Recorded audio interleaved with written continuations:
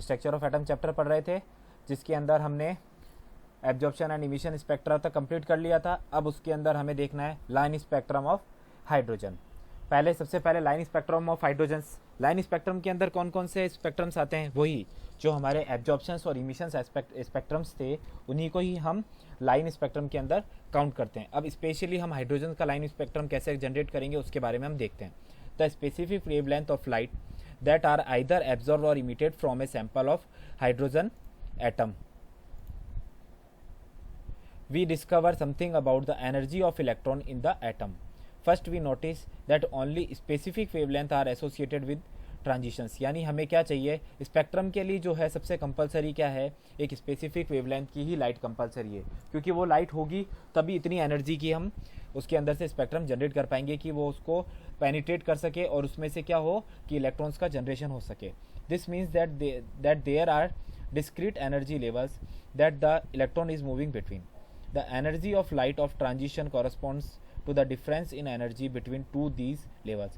If the energy of the electron is increased, this is from absorption of the light energy. If the light is being emitted, this is from the energy of electron decreasing. अब क्या होगा कि जैसे ही वो proper energy की हमारे पास wavelength की light होगी तो उसकी क्या होगा, हमें एनर्जी भी चेक करनी है। अगर उस लाइट की एनर्जी दो डिफरेंस एनर्जी लेवल्स, यानी जो हमारा एक्साइटेड एनर्जी लेवल है और जो हायर लेवल है और जो लोअर एनर्जी लेवल है, उन दोनों के बीच में डिपेंड करता है। अगर उसकी एनर्जी इंक्रीज होगी तो वो क्या करेगा, एब्जॉर्प्शन करेगा, और अगर वो उसकी एनर्जी को क्या कर रहा है, इमिट कर रहा है यानी बाहर निकाल रहा है, तो वो क्या करेगा, उसकी इलेक्ट्रॉन की एनर्जी को डिक्रीज करेगा। देखिए अब एक मैंने ये पिक्चर है, the visible line spectrum of hydrogen atom emission. ये हमारा इमिशन का स्पेक्ट्रम है, यानी इमिशन हो रहा है। दैट मीन्स देखिए मैंने आपको पहले भी जब एब्जॉर्प्शन और इमिशन स्पेक्ट्रम पढ़ाया था तो मैंने आपको बताया था कि उसके अंदर हीट करेंगे तो क्या होगा, एक स्पेसिफिक एनर्जी की वेवलेंथ जनरेट होगी और वो वेवलेंथ क्या करेगी, पूरे जो स्पेक्ट्रम है उसको एक डार्क लाइट के अंदर कन्वर्ट कर देगी। तो ये है हमारी वेवलेंथ। अगर 410 लैम्डा यानी नैनोमीटर की वेवलेंथ होगी तो इस कलर की होगी, 434 नैनोमीटर की होगी तो इस कलर की होगी, 486 में इस कलर की होगी और 656 के अंदर इतनी होगी। और अगर हम उसको पूरे को जनरेट कर देते हैं तो क्या होगा, एक हमारे को ब्लैक कलर की लाइट जनरेट होती है, जिसे हम क्या कहते हैं, emission spectra of hydrogen. Emission spectra और एब्जॉर्प्शन स्पेक्ट्रा आपको अभी भी बता रहा हूँ लाइन स्पेक्ट्रा के अंदर ही काउंट होंगे। अब आता है absorption spectra of hydrogen. Here is a picture of the visible line spectrum for hydrogen atom absorption. Notice क्या है, देखिए the line of air in the same place but they are no dark rather than light. That is because the energy has been removed from the continuous white light background. Before encountering the hydrogen samples, the light source had intensity at all wavelength. The only wavelength that could excited the electrons were ones with energy level in the hydrogen atom. यानी क्या होगा कि हमें जो dark line तो किसमें gate हो रही थी, किसके अंदर, इमिशन स्पेक्ट्रम के अंदर। अब वो विजिबल लाइन आ जाएगी। मैं आपको पहले भी कहा कंटिन्यूस स्पेक्ट्रम और विजिबल स्पेक्ट्रम किसके अंदर काउंट होते हैं, एब्जॉर्प्शन के अंदर, और absorption spectrum he is the part of A line spectrum. So the line appears होगी सम प्लेसेस के अंदर, जैसे उसके अंदर 410 434 486 वेवलेंथ उसके अंदर भी थी हमारी नैनोमीटर में, बट उसमें क्या हो रहा था, एक डार्क लाइन आ रही थी। अब इसके अंदर हमें क्या मिल रहा है, एक रेनबो लाइट, जो कि किसकी है, this is the identification that our spectrum is absorption spectrum which is capable in visible light. The only wavelength that could excite the electrons were ons with energy that corresponded to the difference between energy level in the hydrogen atom. These are the same difference as were observed in emissions. Only now the energy is exciting the electrons up rather than being emitted after the electron is excited. ये देखिए अब हम पढ़ते हैं Bohr model of hydrogen atom. यहाँ तक कि हमारा हाइड्रोजन का लाइन स्पेक्ट्रम कंप्लीट हो गया। लाइन स्पेक्ट्रम ऑफ हाइड्रोजन आते ही हमें एब्जॉर्प्शन एंड इमिशन स्पेक्ट्रम को दोनों को अच्छे से समझाना है। अब आता है बोर ने अपना हाइड्रोजन मॉडल दिया था एक, पहले बोर ने एटम का मॉडल दिया, फिर उसने हाइड्रोजन एटम का दिया।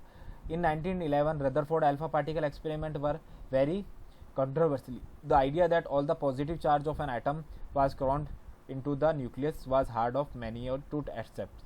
In 1913, Niels Bohr, a Danish physicist, proposed that indeed all the positive charge was the nucleus. The electron orbited the nucleus much like planet orbital the सन। अब इसने क्या हुआ, वही बोर मॉडल ने बात कही किसके लिए, अकॉर्डिंग हाइड्रोजन एटम जो है वो बीच में स्टेबल्स हैं और उनके चारों तरफ चक्कर लगा रहे हैं पार्टिकल्स। अब अगर हम इसके लिए हाइड्रोजन एटम जनरेट करते हैं तो वो किस तरीके से ग्राउंड होगा, इस तरीके से, यानी हमें उसकी एक्साइटेड स्टेट देखनी है और ग्राउंड स्टेट देखनी है। अगर उस हाइड्रोजन एटम के अंदर दो एनर्जी लेवल्स हैं, ये हमारा लोअर एनर्जी लेवल और वो हमारा higher energy level, this is higher and this is our lower energy level.